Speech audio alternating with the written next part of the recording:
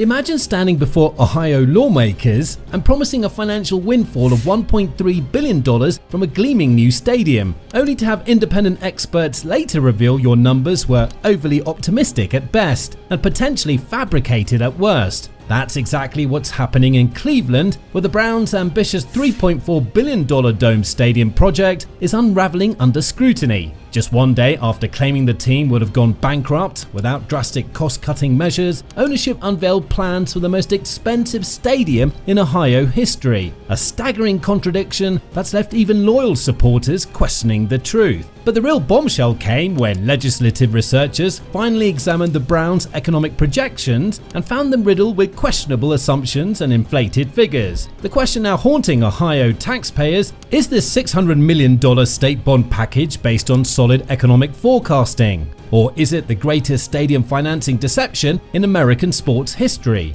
The answer could determine not just the Browns' future, but whether Ohio taxpayers will be stuck with a billion-dollar bill for generations to come.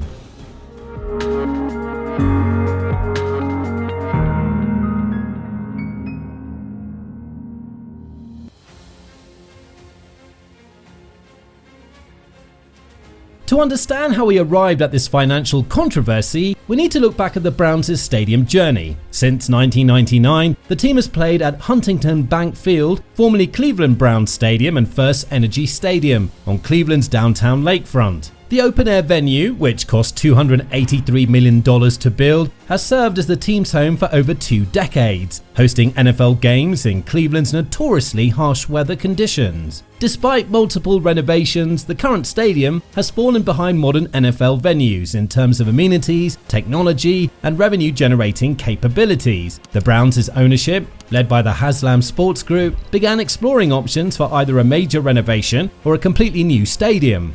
By early 2025, they settled on a bold vision, abandoning downtown Cleveland for a new $3.4 billion dome stadium and entertainment district in suburban Brook Park, near Cleveland Hopkins International Airport. The proposal immediately sparked controversy. Cleveland Mayor Justin Bibbs strongly opposed the move, arguing it would devastate downtown business and rob the city of vital tax revenue. The Browns countered that the Brook Park location offered superior development opportunities and year-round usage that the lakefront site couldn't match. The debate reached the Ohio State House in March 2025, when the Browns presented their economic case to lawmakers. The team's representatives unveiled projections, claiming the new stadium would generate $1.3 billion more in tax revenue than the $1 billion the state would need to pay back on $600 million in bonds over 30 years. These numbers, prepared by consulting firm Robert Charles Lesser & Co., became the foundation of the Browns' pitch for state funding. The House Republicans were convinced. On April 9, 2025, they approved the $600 million bond package as part of the state budget, specifically excluding similar funding for the Cincinnati Bengals. The Browns appear to have scored a major victory, until independent analysts finally got a look at their numbers.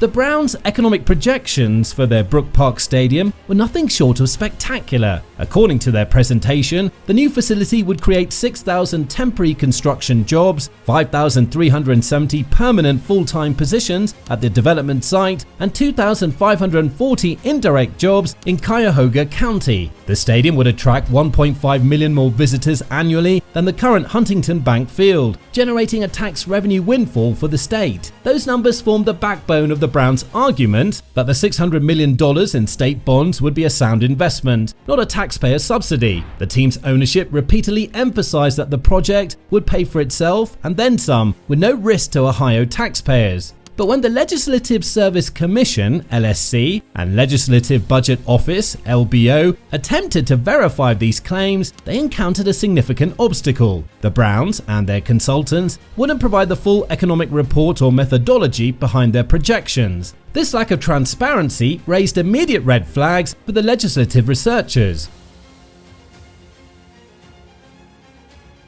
Working with the limited information available, the LSC and LBO conducted their own analysis, and what they found was troubling. The report, released on April 28, 2025, systematically dismantled the Browns' economic claims, calling them overly optimistic and inconsistent with decades of peer-reviewed research on stadium economics. The LSE analysis exposed several critical flaws in the Browns' projections.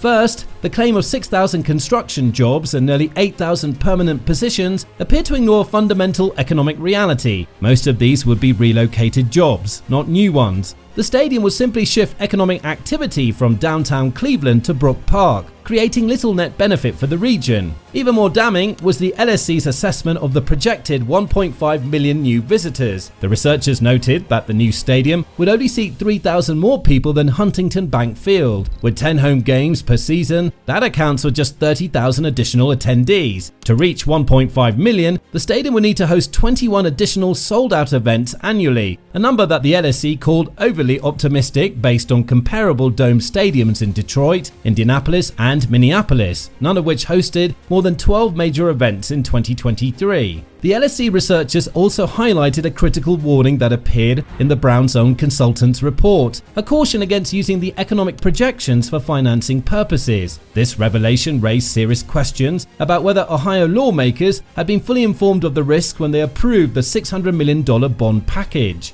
Perhaps most concerning for taxpayers, the LSE analysis questioned the legal foundation of the entire funding scheme. The report noted that the bonds would not be general revenue bonds, and there was no clear constitutional authorization for using state bonds for a sports stadium. While the Ohio Treasurer Robert Sprague had expressed confidence in the bond's constitutionality, the LSE suggested that only the courts could provide a definitive answer. The financial implications of the Browns stadium plan extend far beyond the $600 million in state bonds. The total project cost of $3.4 billion makes it one of the most expensive stadium developments in American sports history. The Haslam Sports Group has pledged to invest $1.2 billion in private capital, but that still leaves a significant funding gap. For Ohio taxpayers, the stakes are enormous. If the Browns' economic projections prove accurate, the state would recoup its investment and then some. But if the LSE analysis is correct, taxpayers could be left paying off bonds for decades with little economic benefit to show for it. The controversy has sparked a broader debate about stadium financing in Ohio. The Cincinnati Bengals and FC Cincinnati have submitted their own funding requests: $350 million for Paycor Stadium renovations and reimbursement for 30% of a $332 million mixed-use development near TQL Stadium, respectively. This has led some lawmakers, like Senator George Lang, to adopt an all-or-nothing approach to stadium funding. "I think we do for one, we have to do for all. It's either do all or do none," said Lang, who serves on the Senate Finance Committee that will vote on the funding requests. Others, like Senator Bill Blessing, have proposed alternative funding mechanisms, such as increasing Ohio's sports betting tax to create a dedicated revenue stream for stadium projects. This approach would shift the financial burden away from general taxpayers and toward those who participate in sports gambling.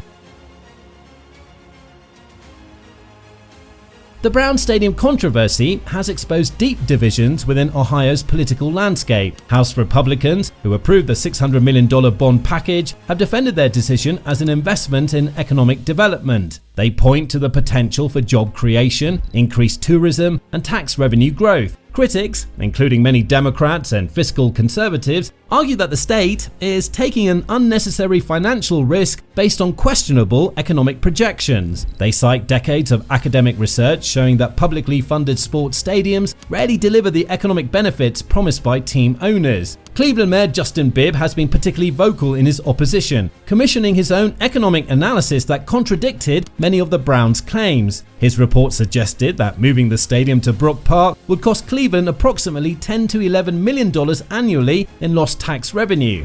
Environmental activists have raised concerns about the carbon footprint of building a massive new facility rather than renovating the existing stadium. They question whether the project aligns with modern sustainability goals and climate commitments. Perhaps most significantly, many Cleveland residents feel betrayed by the team's proposed move to the suburbs. For a franchise that returned to the city in 1999 after the original Browns relocated to Baltimore, abandoning downtown feels like a second betrayal to many loyal fans. The timeline for the Browns Stadium project remains uncertain. The team's lease at Huntington Bank Field expires in 2028, creating some urgency for a decision. If the Senate approves the $600 million bond package as part of the state budget, construction could potentially begin in late 2025 or early 2026. However, legal challenges could delay the process. The LSE's questions about the constitutionality of the bonds might prompt court cases that could take months or years to resolve. Additionally, the city of Cleveland has filed a federal lawsuit challenging the Browns' attempt to move, citing the so-called model law that requires teams to give the city an opportunity to purchase the franchise before relocating. The Browns have countered that the law doesn't apply since they're staying in the region, but this legal battle adds another layer of complexity to an already contentious situation.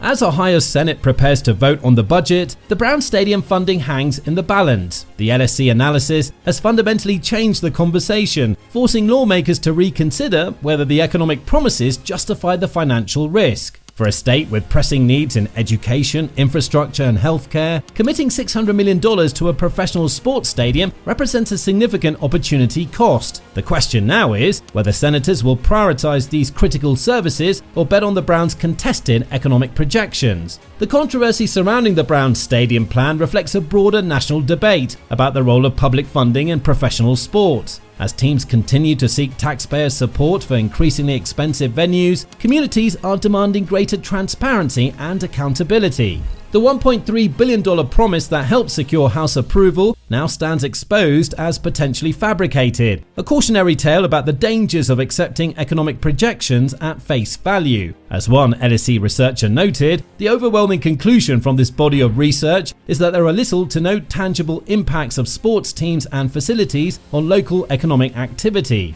Will Ohio senators heed this warning, or will they gamble $600 million on what critics call a financial fantasy? The answer will shape not just the Browns' future, but the economic landscape of Northeast Ohio for generations to come. So, what do you think? Should taxpayers fund professional sports stadiums based on economic projections? Now, here's another video mega project enthusiasts enjoyed watching. Bye for now.